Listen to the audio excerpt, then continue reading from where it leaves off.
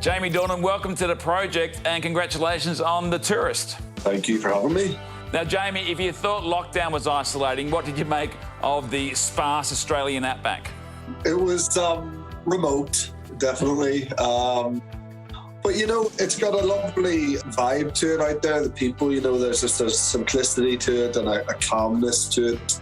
Not much going on, but, you know, a couple of pubs, a pool table, enough to keep us going. Please tell me that if Jamie Dornan was travelling across the Outback, you wouldn't be travelling in a Hyundai or whatever that car was. You all drive Toyotas in Australia, don't you? Yeah, but you need something with a bit more muscle to get across the Outback, mate. I think it was at, like, you know, a Land Cruiser or something. I think, you know, we were doing all right. You know, had the bar at the front so that for the inevitability of the kangaroo sort of impacts that would happen occasionally. We actually didn't hit any, but the side of the road was littered with dead kangaroos, which was quite a sad sight. But they don't seem to learn their lesson out there. They just come at you in the dead of night. It's strange that they haven't evolved to the point of going, lads, maybe we shouldn't be jumping out at these cars because our mates are dead. It's very strange. They're idiots, Jamie, there's no doubt about it. The Tourist joins films like Wake in Fright and Wolf Creek, which use the Aussie Outback as a backdrop for scaring the hell out of us. Either I have the worst luck in the world or someone's trying to kill me.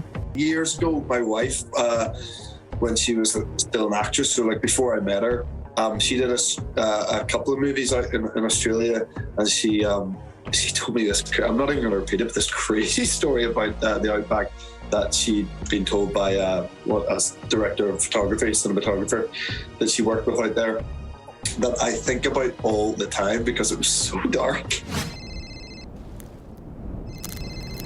Hello? You have to help me.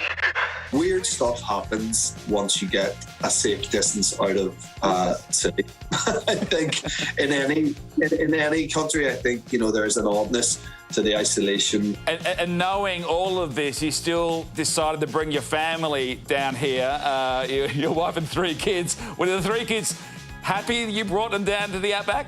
Yeah, you know what? I sort of kept them away from the Outback for the most part. So I would have it that I would, you know, we were based in Adelaide. So the kids, the older 2 kids went to school in Adelaide and everything. And so when I was in the Outback, I would just go shoot during the week and drive the 4 hours back to spend the weekend with them and then drive back again.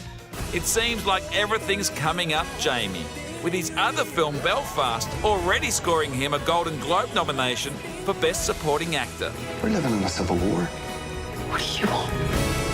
I want my family with me. I want you. I imagine it's a very personal film for you. It's your hometown. You had the premiere recently. What was that like, making a movie based in Belfast, called Belfast, and premiering it in Belfast? Yeah, it was mad, mate. It really was. You know, these things don't come along that often. You know, I played characters from Belfast a lot. They let me remain Irish in The Tourist. I mean, it was written as, you know, the clues in the title, like this guy's not from Australia. Which is great. I'm happy that I've managed to do that in my career, you know, stay close to home, but never so much so that the name is in the title and, you know, I'm literally making a movie called Belfast. It's a one-off. It was just this ridiculously, like, beautiful package of a job, and I'm very thankful that people seem to touch wood so far. The reception in the movie's been insane. It's been amazing, and I'm just trying to enjoy the ride, yeah. I read recently you said that you've never felt more ambitious than you do at the moment, and that's reflected in the 2 projects we're talking about now. Why do you think that is?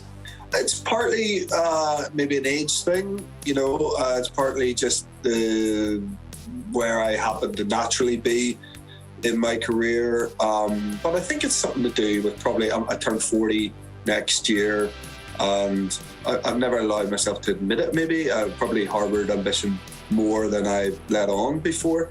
But now I just feel like, yeah, I just want to sort of prove something. I think some personal things have happened in my life in the last year or so that I just, I don't know, I feel like I have a bit of a point to prove now forward.